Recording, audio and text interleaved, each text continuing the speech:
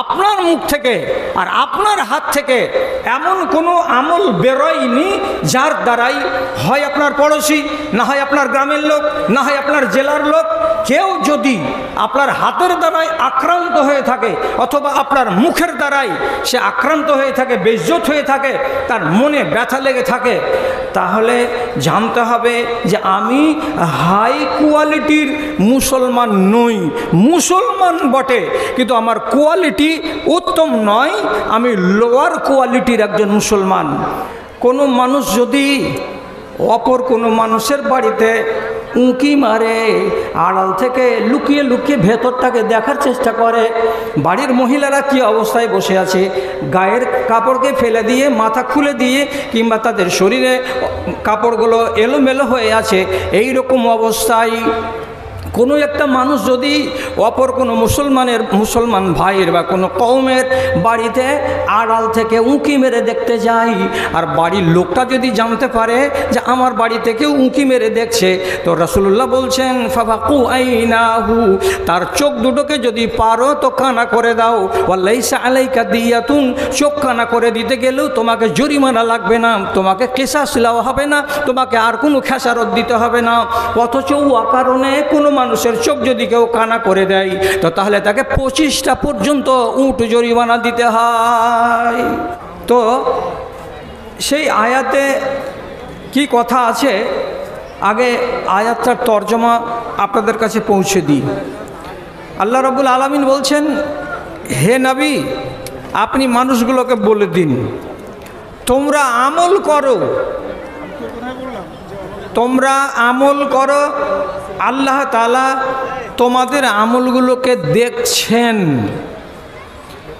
আবার তারপরে আল্লাহ তাআলা বলছেন আল্লাহর রসুল যতদিন আছেন ততদিন তিনি দেখেছেন। আবার এখন এক মুমিন আর এক মুমিনের আমল দেখছেন। তাহলে মোটা কথা হলো কি, আমরা আমল করব আর আমাদের আমলগুলোকে দেখছেন কে? তো নাম্বার 1 আল্লাহ রাব্বুল আলামিন। তারপরে আবার আল্লাহ তাআলা বলছেন সাতুরাদ্দুনা ইলা আলিমিল গায়বি ওয়াশ শাহাদা, এরপরে তোমাদেরকে এমন এক জায়গায় উপস্থিত করা হবে, সেই জায়গায় তোমাদের চোখের সামনে তোমাদের কৃত কর্মগুলোকে পেশ করা হবে, সামনে তুলে ধরা হবে। কি করেছিলে? এই তো হলো আয়াতটার তর্জমা। এবার একটু কানটাকে তেজ করুন। আমল এক রকমের হয় না, আমল হয় 2 রকমের। একগুলো আমল হলো শরিয়ত থেকে সমর্থিত, সেটাও আমল, আর একগুলো আমল যেটাকে শরিয়ত সমর্থন করে না কিন্তু তবুও সেটা আমল। তাহলে আমল কয় রকম হলো? 2 রকমের হলো, এটা মগজে রাখেন। একগুলো আমলকে আল্লাহ পছন্দ করেন আর একগুলো আমলকে আল্লাহ রাব্বুল আলামিন ঘৃণা করেন। তাহলে আমল হলো 2 প্রকার। এরপরে আরেকটা মোটা কথা আপনি প্রথমে মাথায় তুলে নেন, আমল চোখ দিয়ে হয়, আমল কান দিয়ে হয়, আমল মুখ দিয়ে হয়, আমল হাত দিয়ে হয়, আমল পা দিয়ে হয়। গুনলেন? তাহলে পা দিয়ে যদি আমল হয়, হাত দিয়ে যদি হয়, কান দিয়ে যদি হয়, চোখ দিয়ে যদি হয়, মুখ দিয়ে যদি হয়, তাহলে এত রকমের আমল আমাদের দ্বারাই হয় বা হচ্ছে, প্রতিনিয়ত হচ্ছে। এটা আমাকে স্পষ্টভাবে মগজের প্রথম সারিতে রাখতে হবে যে আমার হাত এমন কোনো কাজ তো করে না যেটা আল্লাহ পছন্দ করেন না, আমার পা এমন কাজ তো করে না যে আমল আল্লাহ রাব্বুল আলামিন পছন্দ করেন না। কে আছে কেন? কেন এটা দাঁড়িয়ে এখানে আছে? এই লোকগুলো দাঁড়িয়ে কেন আছে? আর তোরা এলে বসবি না, এগুলো আমি লাত মেরে উল্টাবো এখানে, বলতো ফাজলামো করে জায়গা পাচ্ছি না তোরা নাকি?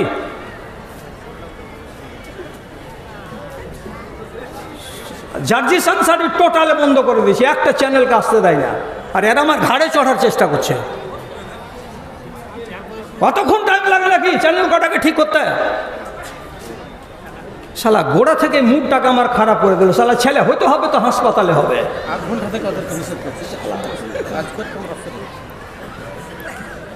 একটু 64 বছর বয়স, আপনি জানেন যে আমি একটা অচল বুড়া, আর তাকে যদি ক্ষিপ্ত করেন এইভাবে 5 দিক থেকে, তাহলে কেমন করে একটা ওয়াজ করা যায় ঠিকঠাক করে? ভাই, আপনার পা দিয়ে ভালো আমল হবে, আপনি ভালোটা করার চেষ্টা করেন। আবারও তো মন্দ হবে, এটা থেকে আপনি নিজের পাটাকে বাঁচান। আমি কি উদাহরণ দিব আপনাকে? শুধু একটা হাদিস বলি, এটা আমার ছাত্র হতে গেলেও আমার থেকে বড় মাওলানা, মদিনা পাস করা, এর মাথাটা ঝুঁকাবে অবশ্যই। কিন্তু আমি যখন পড়বো হাদিসগুলো, মানে বাররাত কাদামাহু ফি সাবিলিল্লাহি হারামাল্লাহু আলাইহিন নার। কোনো মানুষ যদি নেক উদ্দেশ্যে আল্লাহর পথে বেরিয়ে যায়, পা দুটোকে এইভাবে তুলে তুলে তুলে তুলে এগিয়ে যায়, তাহলে তার পায়ে যদি ধুলোবালি লাগে, তো এই ধুলোবালিকে দেখে তাকে ঘেন্না করতে হবে না। এই ধুলোবালি আল্লাহর পথে বেরিয়ে পা উঠার কারণে লেগেছে বলে রব্বুল আলামিনের নবী বলছেন, তোমার এই পায়ের উপরে আল্লাহর জাহান্নামের আগুন হারাম। তাহলে এটা ভালো। এই পাটাকেই যদি আপনি ব্যবহার করেন উল্টো কাজে, তাহলে গলার ফাঁদ। এই জন্য বলছি যে 5টা অঙ্গের নাম আপনার সামনে নিয়েছি, এতে নেগেটিভ পজিটিভ 2 রকমেরই কাজ হবে। আপনাকে বারবার বারণ করব, আপনি উল্টো কাজটা করবেন না, সোজা কাজটা করার চেষ্টা করবেন। চোখ দিয়ে আমি ভালো কাজ করতে পারি, কিন্তু চোখ দিয়ে আবার মন্দ কাজও আমার দ্বারাই হতে পারে। চোখ দিয়ে যদি মন্দ করি তাহলে তার কৈফিয়ত লাগবে, আর চোখ দিয়ে যদি ভালো করি তাহলে নিজের মঙ্গল তো আমি রচনা করলাম। কি দিয়ে বুঝাবো আপনাকে? শুধু একটা কথা বলছি, শুধু একটা। আপনি যদি কোরআন মাজিদের আয়াতের দিকে এই 2 চোখটাকে তুলে কোরআন মাজিদের একটা লাইনকে আপনি পড়েন, আর পড়তে গিয়ে যদি প্রথমে কি আসে আলিফ লাম মিম, 3টা বর্ণ এলো, 3টা বর্ণ চোখ দিয়ে দেখলেন, 3টা বর্ণ মুখ দিয়ে উচ্চারণ করলেন। আল্লাহ তাআলা নবী বলছেন, তোমাকে 3 10 30টা নেকি দেওয়া হলো। এটা ভালো কাজ।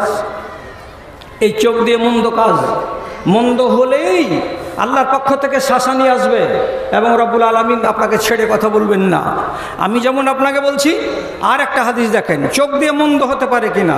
রাসূলুল্লাহ বলছেন, মানিত্তালা ফি বাইতে কওমিন বিগাইরি ইজনিহিম, কোনো মানুষ যদি অপর কোনো মানুষের বাড়িতে উঁকি মারে, আড়াল থেকে লুকিয়ে লুকিয়ে ভেতরটাকে দেখার চেষ্টা করে, বাড়ির মহিলারা কি অবস্থায় বসে আছে, গায়ের কাপড়কে ফেলে দিয়ে মাথা খুলে দিয়ে, কিংবা তাদের শরীরে কাপড়গুলো এলোমেলো হয়ে আছে, এই রকম অবস্থায় কোনো একটা মানুষ যদি অপর কোনো মুসলমান ভাইয়ের বা কোনো কওমের বাড়িতে আড়াল থেকে উঁকি মেরে দেখতে যায়, আর বাড়ির লোকটা যদি জানতে পারে যে আমার বাড়ি থেকেও উঁকি মেরে দেখছে, তো রাসূলুল্লাহ বলছেন ফাফাকু আইনাহু, তার চোখ দুটোকে যদি পারো তো কানা করে দাও। ওয়ালাইসা আলাইকা দিয়াতুন, চোখ কানা করে দিতে গেলেও তোমাকে জরিমানা লাগবে না, তোমাকে কিসাস দেওয়া হবে না, তোমাকে আর কোনো খেসারত দিতে হবে না।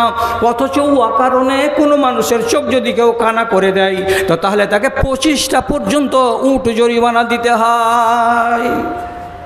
তাহলে এই চোখ, পরের বাড়িতে উঁকি মারতে গেলাম, এটা হয়ে গেল মন্দ আমল। আর মন্দ আমলের খেসারত কি আমাকে দিতে হচ্ছে? রাসূলুল্লাহ বলছেন, ওর চোখকে কানা করে দাও। কানা করে দিতে গেলে জরিমানা আমাকে লাগবে না, আর যে তুমি পরের চোখ কানা করলে কেন? তাহলে বুঝাতে চাইছি আপনাকে যে আমার অঙ্গ প্রত্যঙ্গের দ্বারাই ভালো কাজও হবে, আর অঙ্গ প্রত্যঙ্গের দ্বারাই মন্দ কাজও হবে।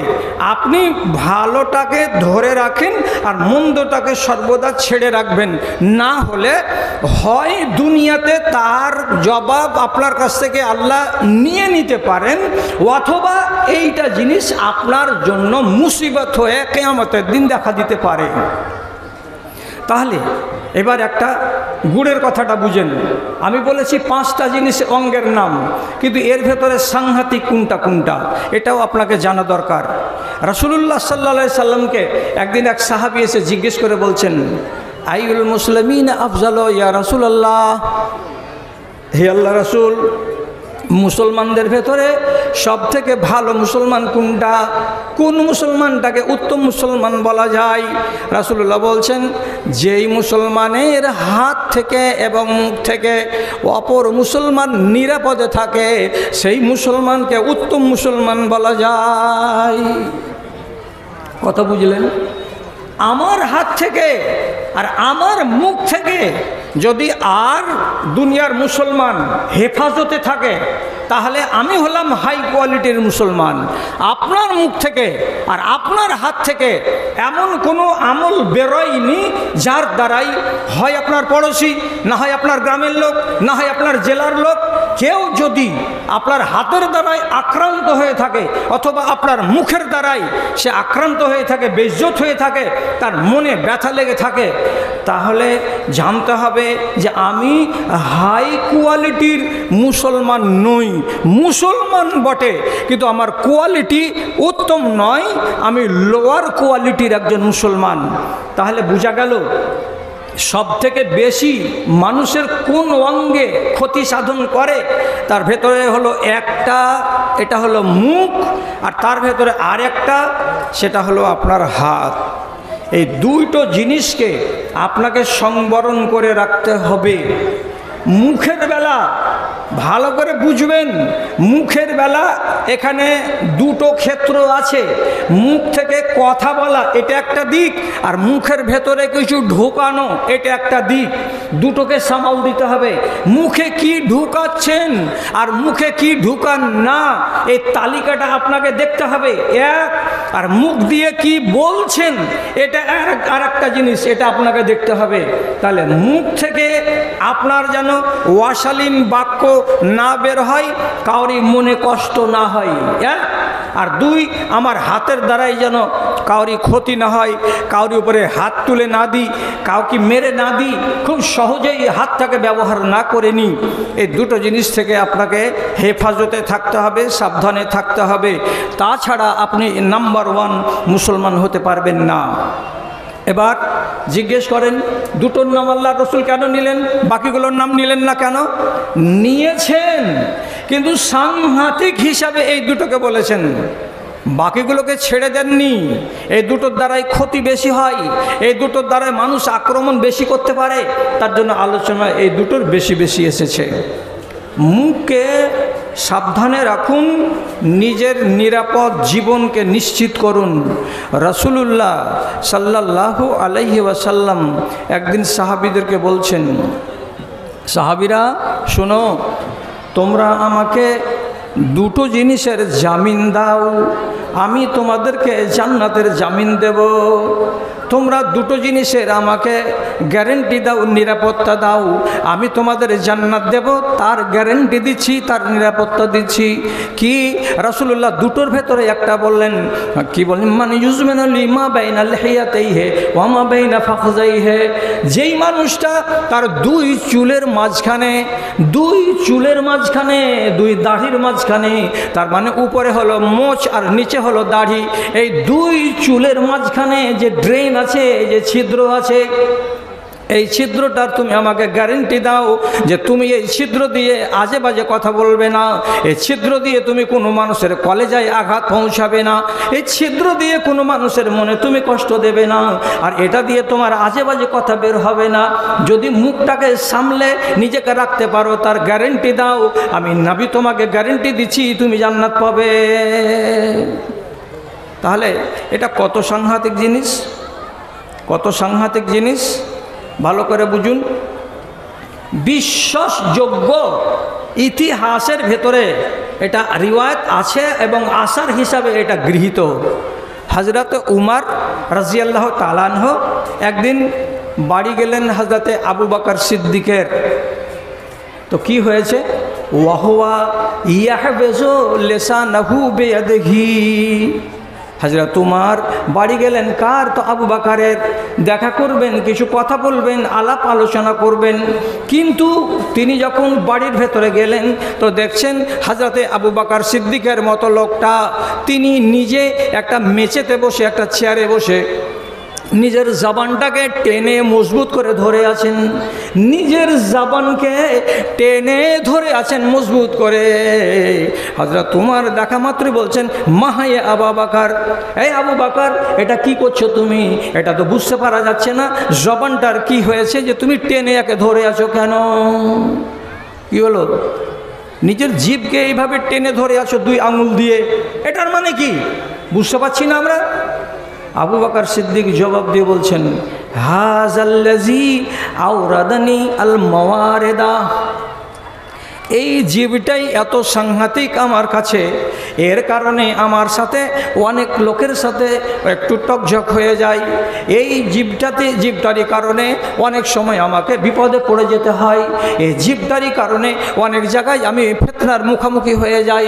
তাহলে জীবটাকে যদি সংবরণ করতে পারি তাহলে আমি ফিতনায় পড়ি না। জীবটাকে যদি আমি কন্ট্রোলে রাখতে পারি তাহলে আমার দ্বারাই ভুল ভ্রান্তি হয় না। এই জন্য আমার জীব যেন সীমার বাইরে চলে না যায়, আমার জীবটা যেন অন্য জায়গায় অন্যায়ভাবে ব্যবহার না হয়, তার জন্য জীবকে শাস্তি দিয়ে আমি সবক দিচ্ছি বলে, এই জিহ্বা খবরদার, সবক নাও, সবক নাও। তুমি কোনোদিন আজে বাজে কথা বলবে না, তোমার মুখ দিয়ে কোনো মানুষ কষ্ট পায় এমন বাক্য তোমার মুখ দিয়ে যেন না বের হয়, তার জন্য জীবকে সাজা দেব বলেই জীবকে টেনে ধরে আছি। ইনি তো হলেন উম্মতে মুহাম্মাদির সর্বশ্রেষ্ঠ ব্যক্তি। ইনি সর্বপ্রথম নাবিদের পরে উম্মতিদের মধ্য থেকে আগে জান্নাতে যাবেন। এত বড় ফাজিলাতের মানুষটা, তিনি আবার নিজের জীবকে কন্ট্রোল করার জন্য এমন সবক নিজে নিজে গ্রহণ করছেন। আর আমার জীব, আমার জিহ্বা বেলাগাম আছে, যখন যাকে যেটা পেলাম তাকে তখন তেমন করে বললাম। এবার আমার ভাষার দ্বারাই আমার সর্বনাশ হলো যে লোকটাকে আঘাত দিলাম, না লোকটা শুনতে পেল না, তার কুৎসা করলাম, তো আমার সর্বনাশ হলো যে আমি তার গীবত করলাম। এদিকে আমি লক্ষ্য করি না। বাজারে বসে আছেন একদিন ইবনে সিরিনের মতো একজন আলেমে দিন, এবং যেন তেন আলেম নন, উনি একজন জাদরেল আলেমে দিন। তো তার পাশে আরও দু একজন লোক আছে, কথা প্রসঙ্গে আলোচনা হলো। তো কি আলোচনা? এটা বাজার, বাজারে আর 10টা লোক আছে, আর তার পাশে 3-4টা আর লোক আছে। কথা প্রসঙ্গে নাম চলে এলো কার? তো একটা লোকের। লোকটার বাড়ি কোথায়? তো কথাই কথাই উদাহরণে চলে এলো যে লোকটার বাড়ি কোবাইয়া। তখন ইবনে সিরিন বলছেন, ওহো, আরে তুমি যে লোকটার কথা বলছো, ওই দিয়ে আরবিতে বলছেন যা লেখার রাজুলুল আসওয়াদ, আরে ওই যে কালো লোকটা, স্টেশনে ওকে প্রায় দেখতে পাওয়া যায়, প্ল্যাটফর্মের বেঞ্চে বসে থাকে, ওই কালো রঙের লোকটা তো। আর একজন বলছে, হ্যাঁ হ্যাঁ হ্যাঁ ঠিকই চিনে নিয়েছেন। আর কালো লোকটা তো বলে পরিচয় দেওয়ার সাথে সাথে ইবনে সিরিনের মতন আলেম কি বলছেন? আস্তাগফিরুল্লাহ ফাইন্নী ইগতাবতুহু। সাথে সাথে তিনি বলছেন, আস্তাগফিরুল্লাহ, হে আল্লাহ তুমি আমাকে মাফ করো। আল্লাহ আমি তোমার কাছে মাফ চাইছি, ক্ষমা চাইছি। কেন? আমি এই মুহূর্তে এই 1 মিনিট আগে আমার দ্বারাই গীবত করা হলো। কার? তো কোবাইয়া গ্রামের একটা মানুষের। কি তার পরিচয় দিলাম? আমি তার ভালো পরিচয় দিতে না পেরে আমার মুখ থেকে বেরিয়ে গেল ওই লোকটা নাকি, যেই লোকটা কাকের মতো কালো, যে লোকটাকে দেখতে গেলে কালো, কালোটা মানুষ মনে হয়, তাহলে সেই লোকটা নাকি। তো মানুষটার অন্য কোনো ভালো গুণ না বলে এমন একটা শব্দ ব্যবহার করলাম যে শব্দটা ওই মানুষটা যদি নিজে শুনতে পায় তাহলে তার মগজে আগুন লেগে যাবে। তাহলে এমন কুবাক্য আমার মুখ দিয়ে কেন বের হলো? এই জন্য আমি আল্লাহর কাছে মাপ চাইছি, আল্লাহ তুমি আমাকে মাপ দাও, কেন যে আমার দ্বারা গীবত করা হয়ে গেল। তাহলে ইনারা হচ্ছেন আমাদের আসলাফ, আমাদের অতীতের এরা অনুকরণীয়। তো তিনি বলছেন এই কথাটা যে পরিচয় দিতে গিয়ে একটু ভাষা গণ্ডগোল হলো, আর বলেই তিনি আল্লাহর কাছে ইস্তিগফার করছেন যে আল্লাহ আমি গীবত করে বসলাম। তাহলে আপনাকে একটু আন্দাজ করতে হবে যে আমার জিহ্বা আমার নিয়ন্ত্রণে কতটা আছে আর কতটা নাই। যদি আপনাকে জ্যান্ত কথা বলি তো আপনার অস্বীকার করার কোনো উপায় নেই। একটা রিওয়ায়েত আছে লফজটা কম আছে, এটাও সহি। আর একটা রিওয়ায়েত আছে তার ভেতরে শব্দ কিছু বেড়ে এসেছে, এটা সহি। একেবারে 100% না হতে গেলেও সেটাকেও অনেক আলেমে দিন বলেছেন সহি। কি বলছি, কথাটা হলো কি, আবু যার রাদিয়াল্লাহু তাআলা আনহুর মতো এক জালিলুল কাদার সাহাবী, উনি কথা প্রসঙ্গে একদিন হযরত বেলালের মতো কালো চামড়ার সাহাবী, যার ভেতরে আল্লাহ তাআলা শুধু গুণী গুণ রেখেছেন, সেই কালো চামড়ার সাহাবী প্রসঙ্গে আলোচনা করতে গিয়ে কিংবা অন্য রিওয়ায়েতে যেটা এসেছে তাতে হযরতে বেলাল এমন কোনো কথা বলেছিলেন যেই কথাটা তাকে শুনতে ভালো লাগেনি। তো যখন শুনতে ভালো লাগলো না তো ঠিক আছে, লাগলো না, কিন্তু উনি মুখ দিয়ে শব্দ ব্যবহার করলেন ইয়াবনাস সাউদা। এই শব্দটা বুখারী আর মুসলিমের রিওয়ায়েতে নেই, অন্য রিওয়ায়েতে আছে। যেমন ইবনে বাত্তাল উনি বলছেন যে এটা আছে। যাই হোক, উনি কি বলছেন, এই কালো মেয়ে ছেলের পেটের বাচ্চা কালো। তাহলে কাকে টেনে কথা বললো? ওর মাকে টেনে। সহি হাদিসে কি আছে, আইয়ার তাহু বে উম্মিহি, আবু যার তুমি কি বেলালের মতো লোকটাকে এইভাবে তার মাকে টেনে কথা বলেছো নাকি? তখন আবু যার বলছেন, হ্যাঁ আল্লাহ রাসূল, আমি তার মাকে টেনে কথা বলেছি। তার মানে কি বলেছি, তোর মা হলো কালো আর তার পেট থেকে তুই পয়দা হয়েছিস, তুই হলি কালো। এই জন্য আমি বলেছি ও কালিয়ার বেটা, এই কালির মেয়ে ছেলের বেটা, এই কথাটা আমি বলেছিলাম। রাসূলুল্লাহ একটা এত বড় সাহাবী, তাকে কি করে শিক্ষা দেবেন? এই জন্য তো তাকে চড় মারা যায় না, থাপ্পড় মারা যায় না। রাসূল শুধু উত্তম একজন মুসলেহ এবং সংস্কারক হিসাবে আবু যারকে শুধু সামনে ডেকে বললেন, কি বললেন, ইন্নাকা মরউন ফিকা জাহেলিয়া, হে আবু যার তুমি এমন একজন মানুষের মানুষ, ইসলাম কবুল করে নিয়েছো বটে, তোমার ভেতরে দিন চলে এসেছে বটে, তুমি আমার সঙ্গে উঠা বসা করো বটে, তুমি কোরআন মাজিদ পড়ো, এটাও কথা ঠিক, কিন্তু তোমার ভেতরে ইসলাম কবুল করার আগে জাহিলিয়াতের যুগের যে বদচরিত্রগুলো ছিল সেই বদচরিত্রের একটা চরিত্র থেকেই গেছে। না হলে তুমি একটা মানুষকে তার মাকে তুলে কেমন করে কটু কথা বলতে পারো? তার চামড়া কালো, তার জন্য তুমি তাকে কালো কেমন করে বলতে পারো? তার মা ছিল কালো, তার জন্য তার মাকে টেনে ছেলেকে কি করে তুমি কথা বলতে পারো? এটা চলন কিন্তু ভালো নয়। হযরতে আবু যার বলছেন, আল্লাহ কত বড় অপরাধ করে বসলাম, কত বড় অপরাধ হয়ে গেল যে সাথে সাথে রাসূলুল্লাহর কাছে শিকায়ত হয়ে গেল। আর রাসূলুল্লাহ অভিযোগ মূলে আমাকে ডেকে পাঠালেন, আর আমাকে ডেকে পাঠালেন তো আমি তাকে স্বীকার করলাম। তাহলে এত বড় অন্যায় আমার মুখের দ্বারাতেই হয়ে গেল। তাই তিনি খেসারত দিলেন। খেসারতটাকে বলছি দুই রকমের। এবার কেন দুই রকমের বলছি? যেহেতু দুই রকমের বর্ণনা পাচ্ছি বলে বলছি। কি, 3 দিন পরে হযরতে আবু যার মসজিদের দিকে হেঁটে চলে আসছেন। তার গায়ে একটা নতুন চাদর আছে, এমন সুন্দর ঝকঝকে চাদর যেটা দেখতে গেলে এই মানুষের চোখ লাগে। আর ঠিক তার পাশে এই বেলাল, তার গায়ে একটা কিন্তু কালো চাদর আছে। ওই কালো চাদর যেটা তার মালিকের গায়ে আছে সেটা চাকরের গায়েও আছে। দেখে কিন্তু মনে হয় না যেটা মনিব আর এটা চাকর, দেখে মনে হচ্ছে এরা বাপ বেটা। যারাই দেখছে তারাই বলছে ব্যাপারটা কি, তোমার গায়ে যদি 500 টাকা দামের চাদর থাকে তো তোমার চাকরের গায়ে 200 টাকার থাকবে। চাকরের চাদর এবং মালিকের চাদর জীবনে এক রকমের হয় না, এক দামের হয় না, কিছুটা কম বেশি হয়। তো এমন একই রঙের, একই কাটিংয়ের, একই কোয়ালিটির চাদর তোমরা দুইজন কেন পরে আসো? তখন তিনি জবাব দিয়ে বলছেন, এটা হলো জরিমানা। এটা জরিমানা কেন দিচ্ছি? যে গত কয়েকদিন আগেই আমার মতো এই লোকটা একটা ভুল করেছিল। কি বলে ভুল করেছিল? এই ছেলেটাকে দাগ দিয়েছিলাম কালো বলে, আর তার মাকে দাগ দিয়েছিলাম কালো বলে।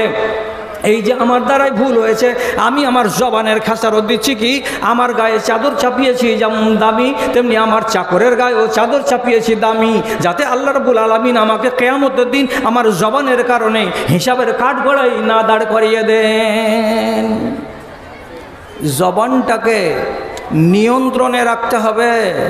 কথাই কথায় আংনাতে বিবিকে গাল দিয়ে দিচ্ছেন এমন আঁশ তুলা করে, যে কথা শুনতে গেলে আপনাকে যদি কেউ পাল্টা বলে তা আপনার গায়ে আগুন লাগবে।